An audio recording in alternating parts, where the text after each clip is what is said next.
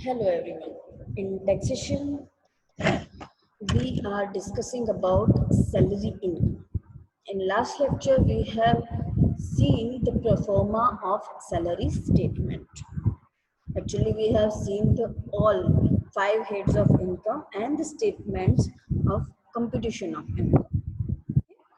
Today, we will go further in salary income. Today we will discuss about the terms and conditions, or you can say the rules of salary income. See friends, if you really want to calculate the salary sum properly, you have to remember all the terms and conditions. This subject taxation is based on the terms, conditions and rules. If we know that this rule will be followed by Mr. X, then it is exempted or it is taxable, then it is very easy to understand the laws, the rules, the terms and condition of the taxation. So please be very careful while we are discussing about rules and regulation. You have to understand these rules and regulation, and you have to memorize it. You have to remember it properly so that in examination you can recall these rules and regulation and you can calculate the sum. Because each and every calculation is depend on these rules and regulation. So let's go further. Rules of income from salary. First is education allowances. Education allowances. For education allowances, the rules is exempted up to rupees 100 per month per child, maximum for two children. We have to remember each and every sentence. See, what we have to understand, how much rupees? 100 rupees. How much? 100 rupees per month. Per month, not year. If we want to calculate yearly, we have to multiply this amount with 12. So rupees 100 per month per child. What is it? Per child, and maximum for two children.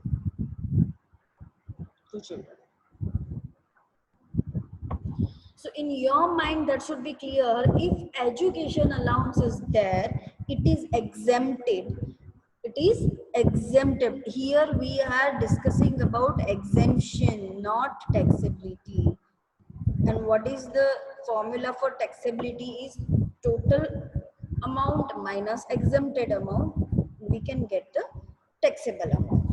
So for education allowances, 100 rupees per month per child and maximum for two children. Means if the SSC is having three children and the education allowances is given, you can deduct only for two children. How much amount? 100 rupees per month per child. So you can say that maximum amount is,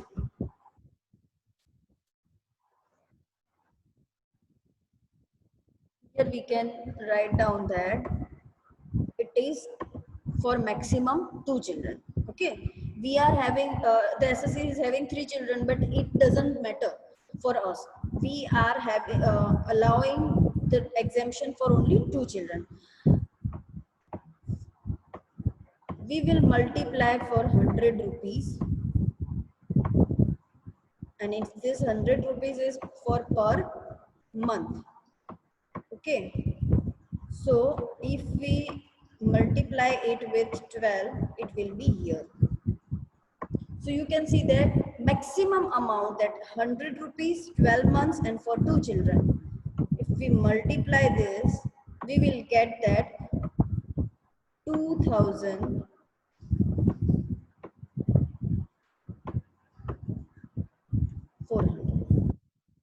2,400 rupees. Okay, so maximum amount, whether the SSC is having three children, four children, five children, anyone, But maximum amount deductible is 2,400 rupees. Yeah, but if the SSA is having one child, then this 2 will be replaced by 1. This 2 will be replaced by 1. So we can say that, okay, 1 into 100 into 12 is equal to 1,200. Got it? So for education allowance, we can calculate like this way. Okay. So this is the education allowance. Now, the next is hostel expenditure allowance. For hostel expenditure allowance, the exemption amount is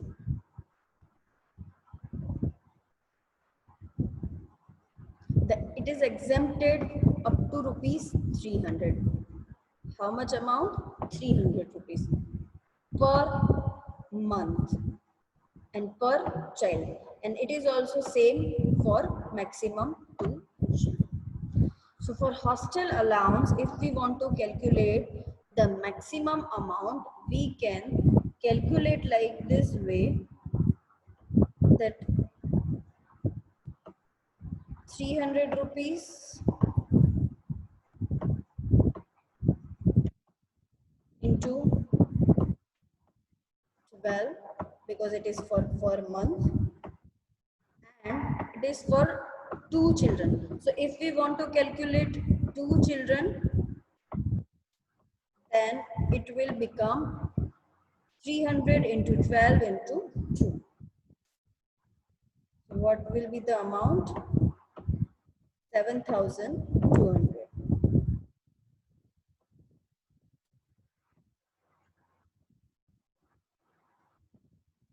7,200 rupees per year, maximum amount.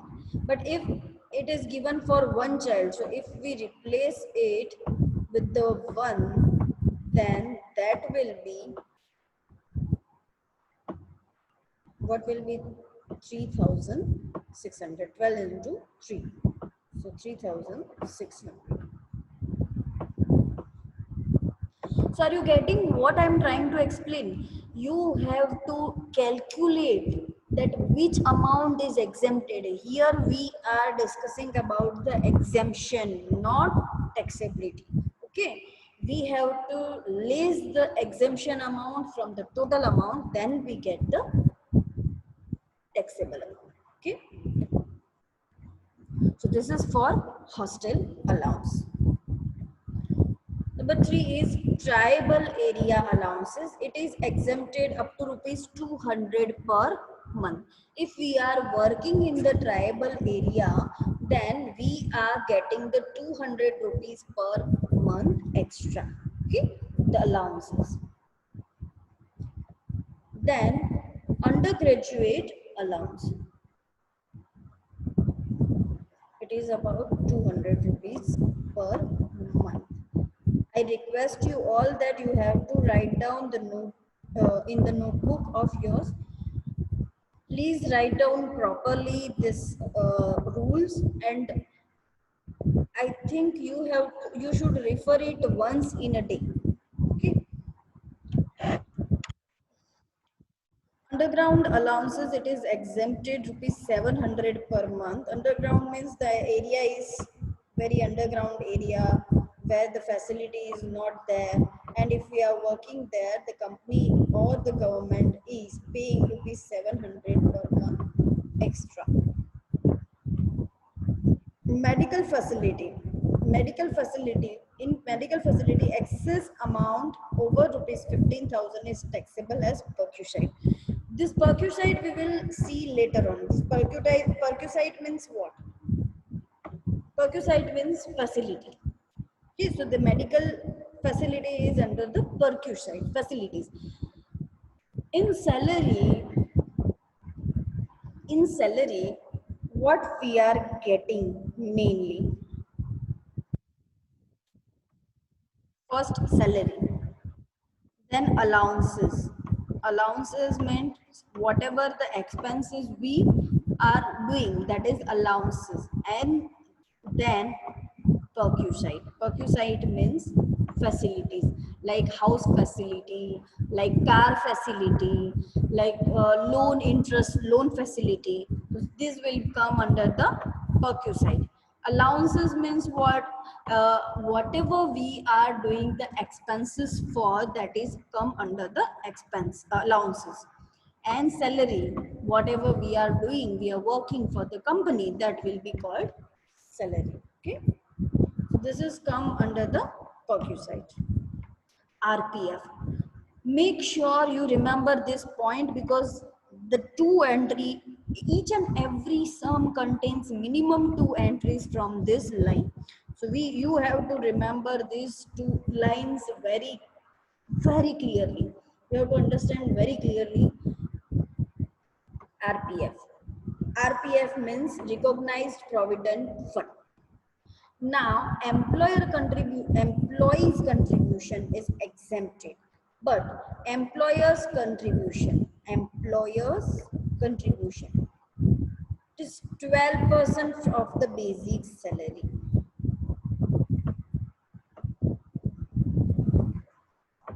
How much?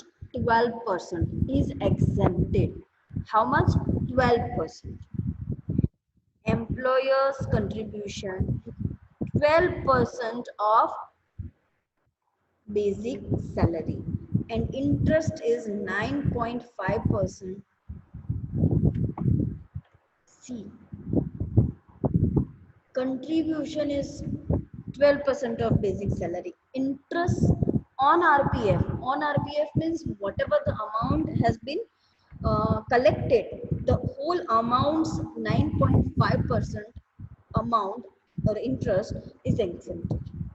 So 12% of basic salary, contribution is exempted up to 12%, and interest is exempted up to 9.5%. This point is very important and compulsory. It is asked in every sum. Okay. Then the next is specified security for sweat equity share allotted. If some company is allotting some shares also to the employee, then amount of depreciation. Now here for computer and electronic, for any computer item or electronic item like printer, like any digital electric equipment, the depreciation is allowed 50%. For motor car, it is 20%. Motor car, it is 20%. And other than this, assets, 10% depreciation is exempted. Clear? Then education facility. Provided to the children of employer only if the value of such benefit per child exceeds ₹1,000 per month. No restriction on number of children. This education facility is provided in the institute of the employer. If employer is sending your child to their institutes, then 1,000 per month is exempted. How much? 1,000 per month. And there is no upper limit of children. Like here in education allowances, we have the limit of 2 children.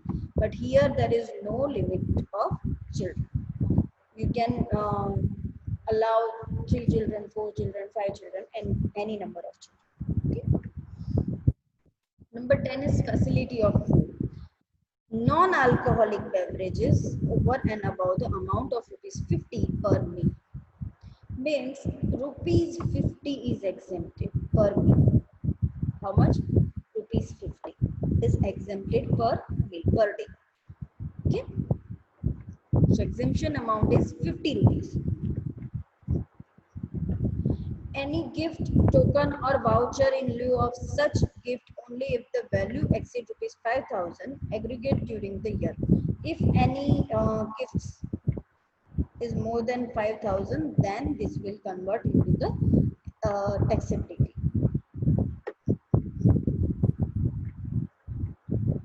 Gratuity. Gratuity is the service or is the facility provided by the employer. I think you are clear about the employee and employer. who is doing the job, that is called employee, and who is giving the job means owner of the company or owner of the institute is called employer.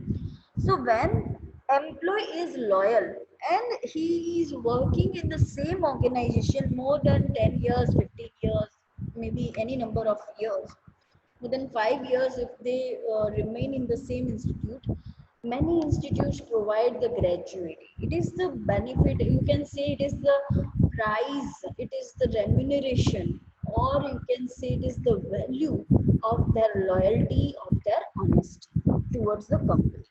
So they will provide the gratuity. What is the rules for gratuity? Here it is given in the table. For gratuity, the rules is divided in two parts. If the service is while in service means if the person is in service and the company is giving him the gratuity, it is fully taxable. What is it? Is fully taxable means there is no necessary to go on the exemption level, because there is no exemption when SSC is in service. If the gratuity is received on death or on retirement, if the gratuity is received on death or on retirement, then we will go for the exemption. And that is, then if employer is giving or SSC is receiving the gratuity on death or retirement, there is again two conditions. First, received by a government employee. If the SSC is government employee, if SSC is government employee, fully exempted means nothing is taxable, fully exempted. But if the SSC is non-government employee, if the SSC is non-government employee, then we go for the conditions, rules. And this rule is, if covered Gratuity Act 1972 or not covered Gratuity Act 1973, it will be stated in the sum that Gratuity Act 1972 is covered or not. If it is covered, then we have to go for the conditions that, okay, we will compare first actual amount received. Whatever amount we received as gratuity, we will compare this. Then last drawn salary with DA. Last drawn salary with DA means last month's salary is last month's salary.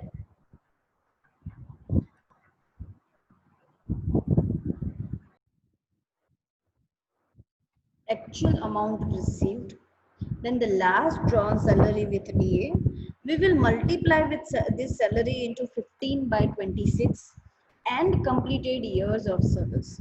We will taking excess of 6 months as 1 year, means it is 35 years and 7 months the service is done, then it will treat it as 36 years and maximum 10 lakh rupees, whichever is lower, this amount will be exempted. If it not covered the Gratuity Act, then first and last condition will be the same. First and last condition will be the same, but the second condition will change. Average monthly salary of last 10 months. Here it is the last salary, and here it is the average monthly salary of last 10 months into 1 by 2 and completed years of services, ignoring any fraction of a year. Means if we will not consider any months, we will consider only completed years. Then we compare these three amounts, whichever is lower. Now here it is 10 lakh rupees, but in last year, this 10 lakh rupees is replaced by 20 lakhs rupees. Means maximum 20 lakh rupees gratuity is exempted. Clear? So we will compare these three amounts and then we will see that which amount is exempted. Okay, I hope you understood these rules and regulation. In this video I'll explaining up to this rule only. In next video we will go further rules, we will understand the further rules, but please make sure that you understand these rules, you revise this rule again and again and try to remember these rules. Okay, so till that, if you find any difficulty you can ask me. Thank you.